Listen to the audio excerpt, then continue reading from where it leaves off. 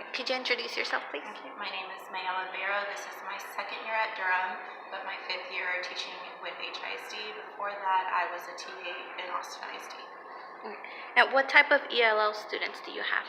I'd say the type of ELL students we have are, first of all, they're bilingual students, and they're students who, most of them, and I've always said this about some of the dual language kids, a lot of them should be in traditional bilingual classrooms just because the dual language isn't benefiting them the way it should.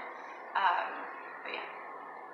Right. Is there anything you knew about linguistics that helps you address language-related issues that rise up in your classroom? I think just growing up bilingual has helped me a lot. I grew up in a household where we spoke Spanish at home, and in English we spoke, or at school we spoke English. So I think just being able to relate like my past and the struggles I had in elementary school has helped me. Okay. What approaches do you use to help your ELL students learn English? So I think what really helps ELLs is having it be visual. A lot of the kids are visual learners, and it helps them when they have a picture and the vocabulary word attached to them. And I think it helps when it's a real-life picture versus a drawing. And a lot of things, too, that help are sentence stems. Sentence stems are huge, even in dual language or a traditional bilingual classroom. Sentence stems help a lot. Okay. Why did you choose these methods, and how effective do you think they are? I think they're really effective. It's something that you hear that everyone uses, and it works whether you're in kindergarten or second grade. I think what also helps is putting them in partners of either bilingual pairs or just with someone that they feel comfortable talking with and speaking with, and just giving them that environment. So it's just, I guess, practice is why I've used them. I've seen them work with different kids. Okay, so what impact has No Child Left Behind had on your classroom? It's just more testing. Yeah. Giving the teachers and the schools more like testing to have to deal with. And I'm not saying that there shouldn't be a test. I think there should be some sort of test where we see like the growth that they've been doing from the beginning, middle, end. But the stress that the teachers are getting from STAR, I don't think it should be happening in the classrooms, especially elementary school kids. Like they're in third grade, they're still babies. So you think it's had a beneficial or harmful impact on the students? I think it really just depends on the student themselves. I would say with some students it is harmful. You see how anxious they get from weeks before. They're like, oh, next year we have to take the STAR test. I would hear it from my second graders. So I'd say it just depends on the personality of the student. Some of them feel really confident amongst themselves, saying like, oh, it's just a test. I think a lot of it comes from home, whether the parents tell them that, they communicate that like, hey, it's just a test, it really doesn't matter, they just want to know how much you know.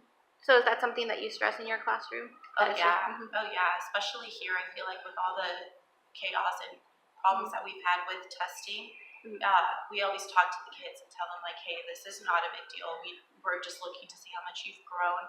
And you see it here, like with the mock test that we took last week, we actually put a cover sheet on it. Most of the kids had no idea that they were actually taking the STAR release test. A lot of them thought that it was a spring cumulative assessment, so it just helped with the anxiety of the test. Okay, so do you have any alternative authentic assessments that you use with your students?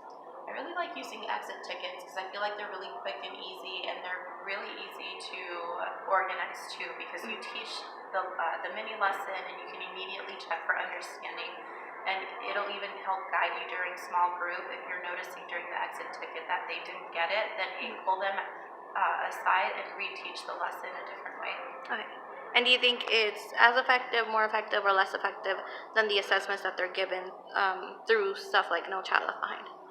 I don't like standardized testing because I feel like there is no way to measure the students with a generic question that is meant for like the whole state, especially when I hear that the Spanish test is harder than the English test. I feel like that's really frustrating to hear that the passages are harder and they're longer and the questions are hard and the vocabulary is harder.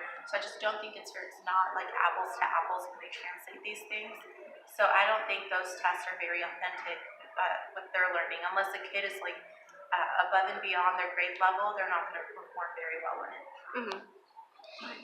So what difficulties have you or do you face in helping English language learners develop their oral proficiency in English? I think just building up their confidence might be one of the hardest things that we've deal with on a daily basis. You see some of them, especially in the dual language classrooms, whether it's in Spanish or English, the English kids dominate in both languages. And I noticed it in kinder last year.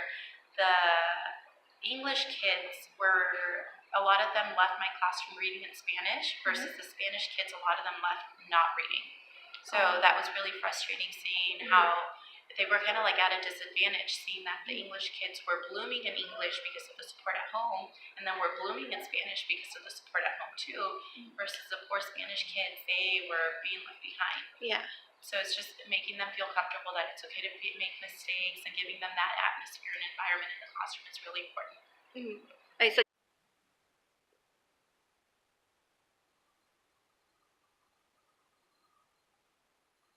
there's different types of dual language programs. There's different models. It just depends on the campus and what they prefer to use. At my old campus, they were doing 80-20, where 80% of the day was in Spanish and 20% of the day was in English. Here we do 50-50, where half of the day is spent in Spanish and half of the day is spent in English. And a lot of the classrooms are either, what's it called? They're separated. They split, so they switch kids in the middle of the day, and the other is a self-contained classroom. The last 2 years in kinder and in second grade, I was self-contained, so I would keep the kids and teach them half the day in Spanish, half the day in English, depending on the subject. And now, as I am covering or taking over a third grade classroom, I split with another coworker of mine. She teaches reading and math in English, and I teach reading, writing, social studies, and science in Spanish. all right, thank you very much.